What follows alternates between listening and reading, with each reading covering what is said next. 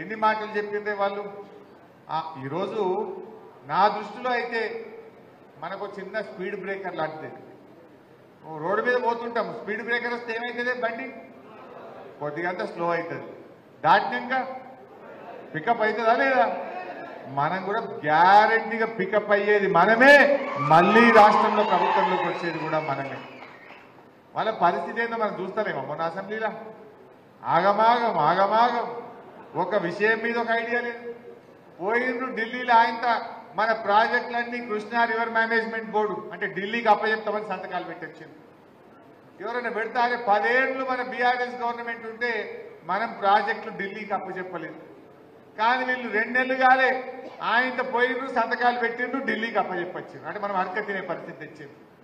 ఇలా మళ్ళా BRS party ఉద్యమ పార్టీ లేచి నువ్వు గట్టెట్లు అప్పచెప్తావు, నీ సంగతి ఏందని గల్లా పట్టుకొని గట్టిగా అడిగితే అబ్బా మేమే బబ్బెబ్బే అన్నారు.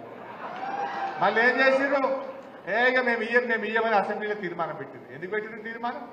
ఈ గులాబీ జెండా ఉన్నది కనుకనే ప్రాజెక్టులు ఇయ్యము అని అసెంబ్లీలో తీర్మానం పెట్టిండ్రు, వెనుకడుగు పట్టిండ్రు. నిజంగా మనం లేకపోతే ఉండునా? ఆయనతో ఢిల్లీకి అప్పచెప్పుతున్నారు, తెలంగాణ నోట్లే మట్టి పట్టుండే. నీళ్లు దొరకపోవు, కరెంటు దొరకపోవు, మంచి నీళ్లు ఉండకపోవు, కాలువ నీళ్లు ఉండకపోవు.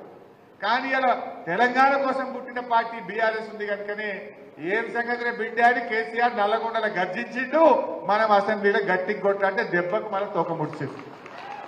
ఇది ఇందుకోసం మన కేసీఆర్ ఉండాలి, ఇందుకోసం మన గులాబీ జెండా ఉండాలి. తెలంగాణ ప్రయోజనాల విషయంలో, తెలంగాణ హక్కుల విషయంలో ఏనాటికైనా ఈ గులాబీ జెండాకు ఉన్నటువంటి ప్రేమ ఈ కాంగ్రెస్ అనుకుంటది, ఈ బీజేపీ అనుకుంటది. వానికి రాజకీయాలంటే వాళ్ళ అధికారం కోసం ఆడతారు, వాళ్ళకి రాజకీయాలు ఒక గేమ్ లాగా ఉంటాయి వాళ్ళకి. కానీ మనకు రాజకీయాలంటే తెలంగాణ ప్రజల ప్రయోజనాలు, తెలంగాణ ప్రయోజనాలే కోసమే ఇవాళ మనం రాజకీయం చేస్తాం. మనం ఆ ప్రయోజనాల కోసమే పుట్టిన పార్టీ ఇవాళ మన బీఆర్ఎస్ పార్టీ. అందులో మనము గట్టి కొట్లాడదాం. ఎన్ని డ్రామాలు ఆడింది? 6 గ్యారెంటీలు అన్నారు. 6లో ఉన్నాయన్ని 13 ఉన్నాయి. యాక్చువల్గా వాళ్ళ అన్ని 420 హామీలు, 420 హామీలు ఉన్నాయి అన్ని కలిపితే. 6 గ్యారెంటీల్లో 13 ఉంటాయి. 13 ఉంటే 2 అయిపోయినాయని అబద్ధాలు ఆడుతున్నారు. వాస్తవానికి మహిళలకు సంబంధించి 3 ఉన్నాయి కార్యక్రమాలు.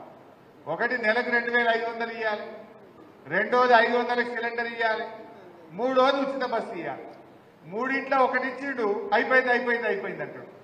నువ్వు 2500 ఇస్తే కదా నేను అయిపోయింది. ఇచ్చినవా 2500? మన తెలంగాణలో 18 ఏళ్లు నిండిన మహిళలు ఎంతమంది ఉన్నారంటే దాదాపు 1,50,00,000 మంది మహిళలు ఉన్నారు. మరి వీళ్ళందరికీ 2500 ఇవ్వాలంటే బడ్జెట్లో మన పైసలు పెట్టిందా? పెట్టలే, ఉత్తదే చేసింది. అంటే రేపు దాంట్లో ఎట్లా కోతలు పెట్టాలి, ఎట్లా ఎగబెట్టాలని వంటలు వండే పరిస్థితిలో ఉన్నారు. ఊకుంటామా మనం? రేపు గ్యారెంటీగా ప్రతి 18 ఏళ్లు నిండిన వాళ్ళకి ఇవ్వాల్సిందే అని ఈ కాంగ్రెస్ ఎమ్మెల్యేలను గల్లీలో పట్టుకుంటాం, మన ప్రభుత్వాన్ని అసెంబ్లీలో పట్టుకుంటాం. ఇడిస్తామా మనం? ఎందుకంటే మీరు ఆలోచించండి, వాళ్ళు బాండ్ పేపర్లు పంచారు, నోటరీలు చేసి పంచలే, నమ్మరు, ప్రజలు నమ్మటట్టు లేరని బాండ్ పేపర్లు తీసుకుపోయి ఇంటింటికి ఇచ్చి ఇగో మేము గెలిస్తే బాండ్ పేపర్ ఇస్తున్నాం, 2500 ఇస్తాం, 2 లక్షల మాఫీ చేస్తాం. చేసిండ్రా? బాండ్ పేపర్లు పంచిండ్రు, ప్రజల్ని మోసం చేసిండ్రు. ఈ కాంగ్రెస్ పార్టీ హిమాచల్ ప్రదేశ్ రాష్ట్రంలో 10 గ్యారెంటీలని అక్కడ మోసం చేసింది, కర్ణాటకలో 5 గ్యారెంటీలని మోసం చేసింది, తెలంగాణకు వచ్చి 6 గ్యారెంటీలని ఇక్కడ మోసం చేసింది.